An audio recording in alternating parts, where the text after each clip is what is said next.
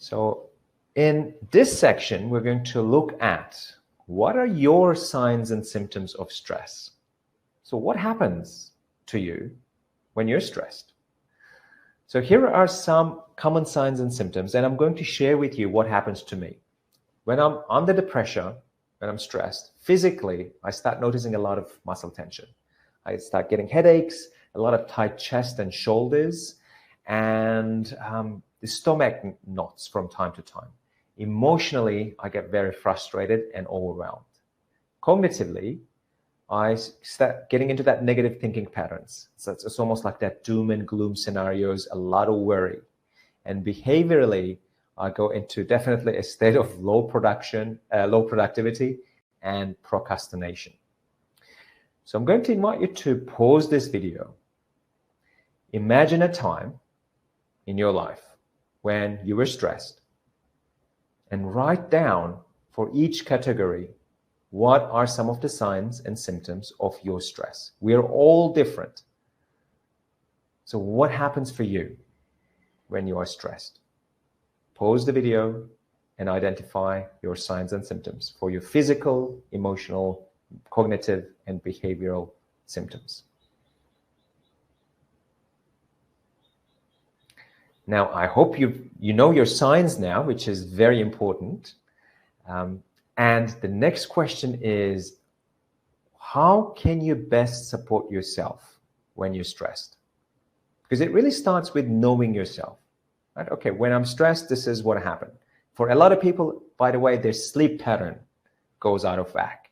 So this is a really good indicator that stress is acting out on you. So know what is the best way to support yourself. And mindfulness is a really good way to actually reduce your levels of stress. If you haven't watched the Mindfulness Essentials, please go and watch that webinar. It will really help you to release that level of stress. But also the next question is, how can others best support you? How can your family, how can your friends, how can your colleagues, how can your team members support you when you are stressed? Please share that information with them, because they probably don't know if you haven't shared that. So let's do this together as a group. Let's support each other. So yes, we want to make sure that we are managing our stress levels well, but at the same time, we want to get help and receive help from other people. Now, in the field of mental health, compassion fatigue is a big one. As I mentioned before, I used to work in a psychiatric hospital over 10 years ago now, actually, in Sydney. And I've seen the most beautiful, kind-hearted people, nurses, counselors, psychologists, allied health professionals, with the best intentions coming into a system and burning out, getting into that state of compassion fatigue. So I believe it is important for us to address this in our field. So burnout and compassion fatigue is a state of physical, emotional, and mental exhaustion caused by long-term involvement in emotionally demanding situations. And as mental health practitioners, this is what we do. We are constantly in emotionally demanding situations. We sit people who may be experiencing anxiety, depression, who have had a good share of their traumas in their lives, and we want to help these people, but it will take a toll on you as well. So we need to find out ways to reduce the impact of that. So here are some of the indicators of burnout and compassion fatigue. Physical and mental exhaustion, workplace dread. Like you really don't want to be there anymore. You don't want to see the clients anymore. You'll be irritable and anxious. One thing that I noticed quite a lot with my colleagues when they were going through a bit of a burnout or compassion fatigue is they really got cynical about the clients that we were dealing with. There could be also a state of helplessness, loss of motivation, and feeling detached or alone.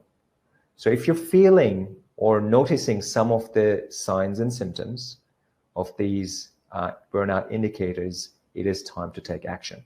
Maybe taking some time off, maybe getting the right support, do whatever you need to do so then you can get yourself back on track. The compassion fatigue is very real in our industry. Please do not take this lightly. Okay, let's give you some tools and strategies to reduce your stress levels. The first one is really about self-awareness. It all starts, that's what I did this exercise with you, to identify, okay, what happens in me when I'm stressed? So that's where it all starts. Also, we want to identify your stressors. So what is causing you stress? These are called stressors. So what is impacting you? Maybe it is a relational issue. Maybe it is a work-related issue. Maybe it is one of your clients. What is stressing you out? Be aware of that.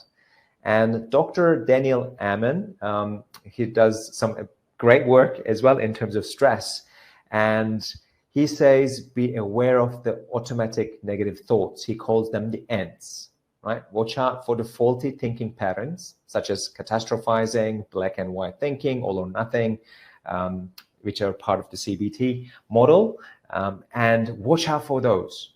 Challenge your ends. And we all have these patterns, like it or not. If you're a therapist, a counselor, a mental health practitioner, you know yourself, right? I still have them. They come up. So challenge your ends. Challenge these automatic negative thoughts. And be more with a more realistic and positive perspective. I often ask, well, is that really true? Is what my mind telling me right now, is that really true? What is the evidence? Like we challenge our clients when they, go into that state of doom and gloom. We challenge them, right? We get them to look for, what is the evidence? Why do you believe what your mind is telling you right now? So we can do the same with ourselves. So take a moment, pause the video, and write into your journal what is causing you stress recently. What is happening in your life that needs to be looked at? How do you feel about that? What are some of the emotions that are coming up? Is it anxiety? Is it frustration?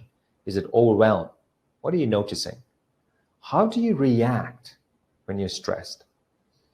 And there's a big difference between reaction, which is doing the same thing again and again, and response, acting wisely based on what needs to be done in each situation.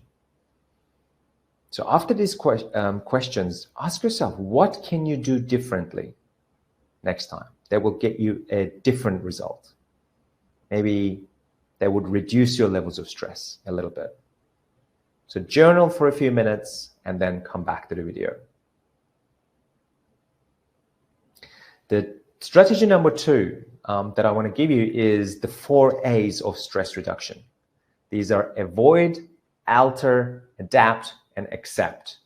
So let's have a look at what they actually mean.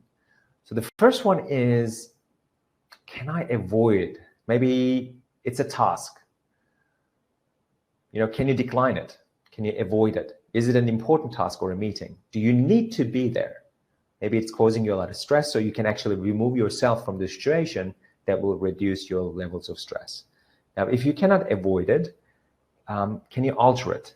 Maybe one of your colleagues can attend that difficult client that you are really stressed about, right? If it's possible, if you're working in a team environment. How much are you willing to compromise? Can someone else do that for you? If you can't do both A's, then can you adapt it? Maybe you're currently studying to get your master's in psychotherapy.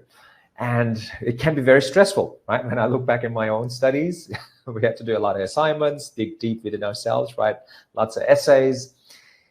So can I reframe this situation? Can I see the bigger picture? Yes, in the next 6 months, I got a lot to do. That's quite stressful. But through this time period, this is going to help me to become a better mental health practitioner so that I can serve in a bigger way. I can help my clients more. Right? Can you adapt your thinking? And if you can't do any of those, can you accept the situation? And ask yourself, what is it that I need to learn out of the situation? How can the situation help me to grow? Because we all grow out of challenges. Right? So these are the 4 A's: avoid, alter, adapt, and accept. And please keep those in mind as you go through the next stressful situation in your life.